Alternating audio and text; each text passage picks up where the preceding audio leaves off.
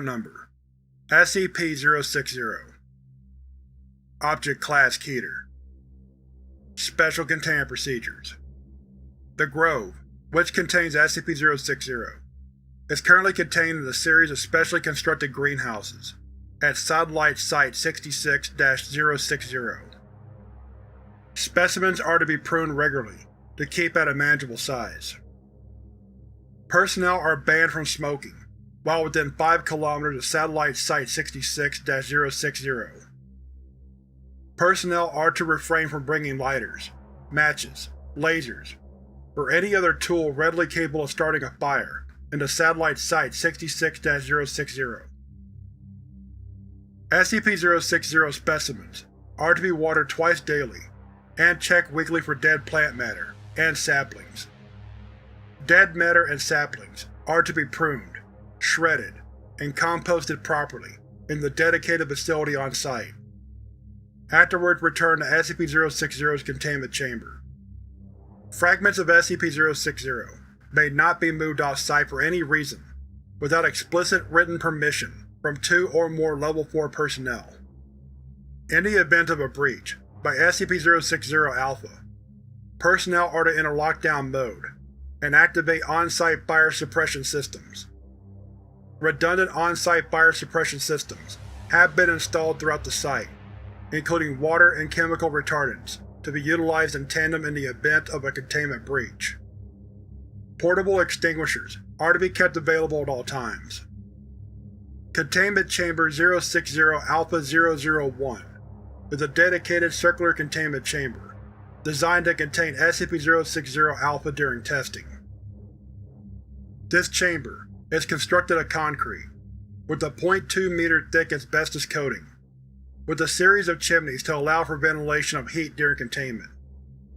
The walls are fitted with 24 CO2 projectors, evenly spaced at 45-degree angles along the walls, and will activate in the presence of temperatures exceeding 200 degrees Celsius.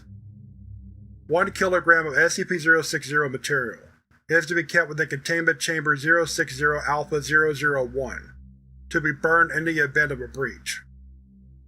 Description: SCP-060 is a grove of 17 white oak trees, Quercus alba. The grove is spread across approximately 8 acres in rural northeastern Minnesota. A house on the property was demolished during the construction of Satellite Site 66-060 after being combed by Foundation personnel for information regarding SCP-060. See Addendum. When burned, SCP-060 will produce an entity henceforth designated SCP-060-Alpha. SCP-060-Alpha appears to be an animate adult human skeleton, standing approximately 2.3 meters tall, and surrounded by bright white flames.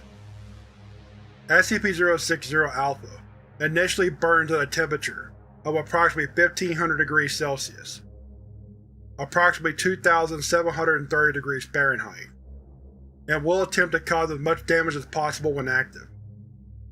Burning as little as 20 grams of SCP-060 will cause SCP-060-Alpha to appear.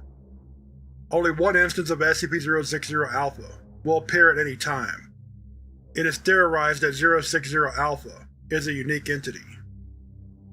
SCP-060-Alpha is extremely dangerous, having proven to be hostile and relatively intelligent.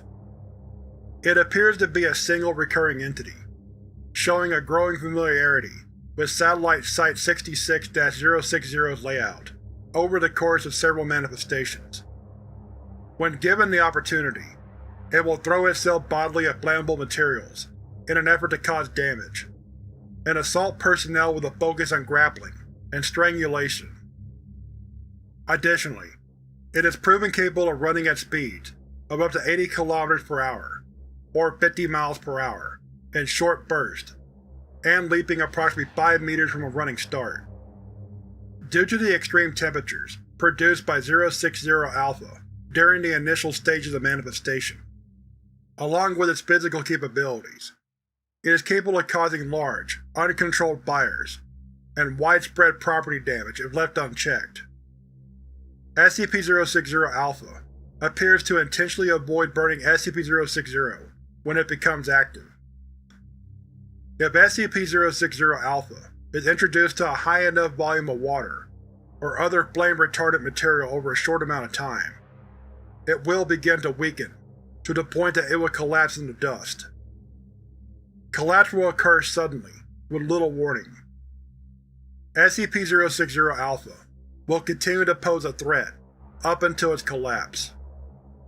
The volume of suppressive material required to subdue SCP-060-Alpha is markedly less than would be expected to quench a heat source of its intensity, with volumes of approximately 500 liters proving sufficient. Areas burned by SCP-060-Alpha will begin to yield sapling instances of SCP-060 over the following 4 to 6 weeks. Only one wave of sapling growth will follow any given containment breach, and only one is thought to inherit the anomalous properties of the primary tree. It is difficult to determine safely if this is the case, however. As such, containment protocols assume all white oak trees that sprout within a reasonable distance of SCP-060 instances are assumed to be also 060. Later saplings are easily pulled and should be composted and supplied to SCP-060's normal containment chambers. Additional information regarding 060.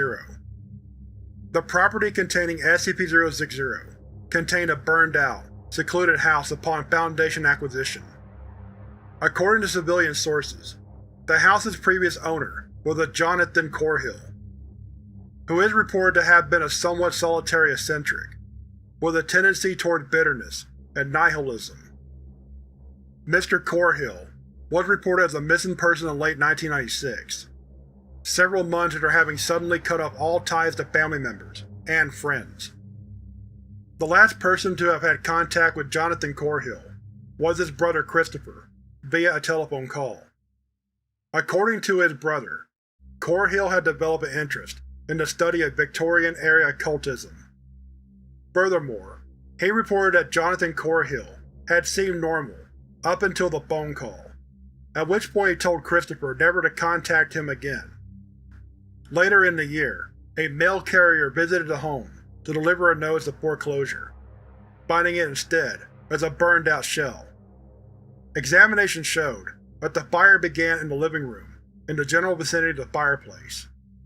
It is now assumed that SCP-060-Alpha manifested within the house, while Corhill burned SCP-060 in the fireplace. Considering SCP-060-Alpha's nature, why the house was not entirely destroyed during this alleged manifestation is as of yet unknown. No human remains were found within the structure. Jonathan Corhill's whereabouts, and whether he is dead or alive, are currently unknown.